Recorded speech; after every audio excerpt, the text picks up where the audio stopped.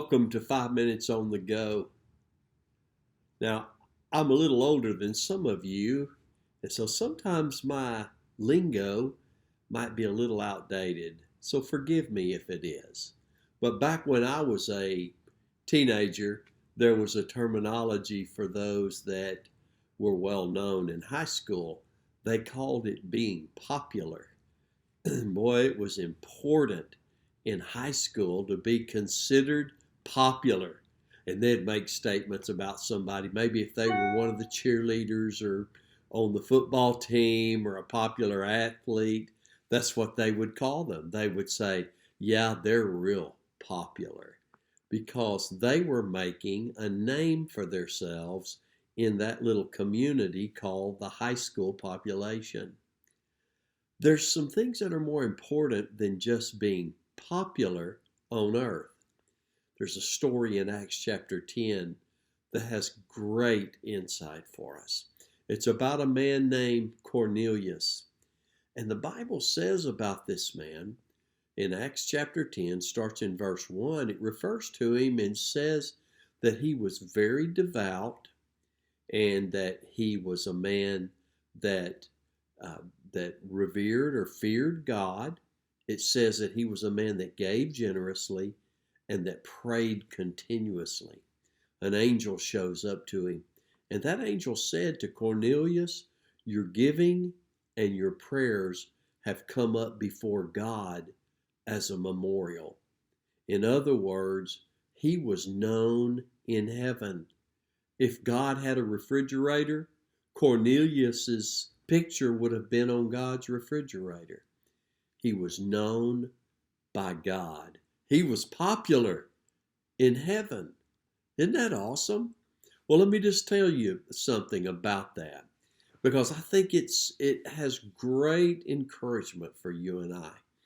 See, sometimes we work hard our entire life, and our whole goal and objective is we're trying to make a name for ourselves. And when I say make a name for ourselves, we want to be known by people on earth.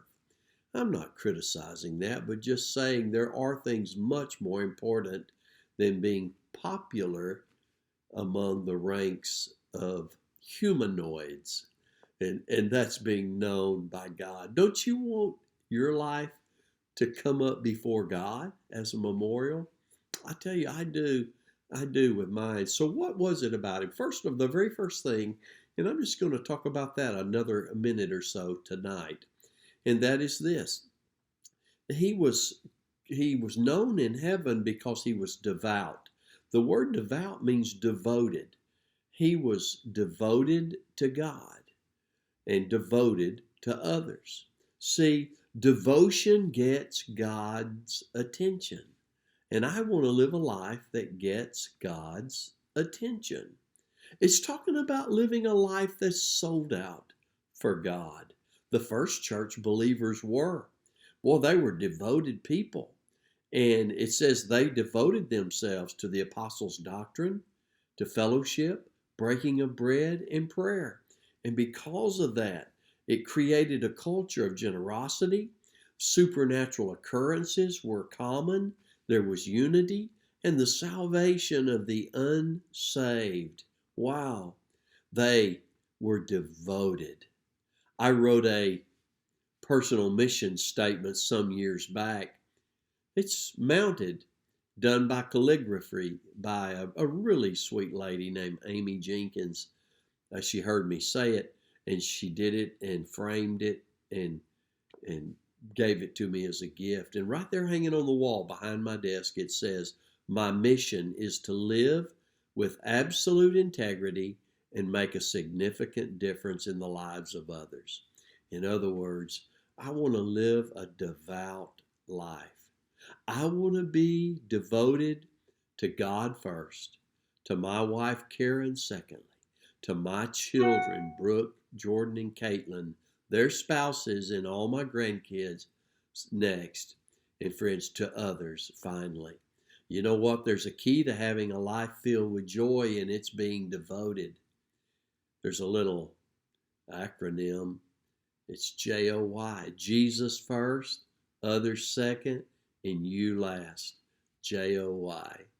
Don't you want to live a life that's devoted? I want to be known in heaven. How about you? Let's decide today we're going to be devoted people. I love you. Be safe now.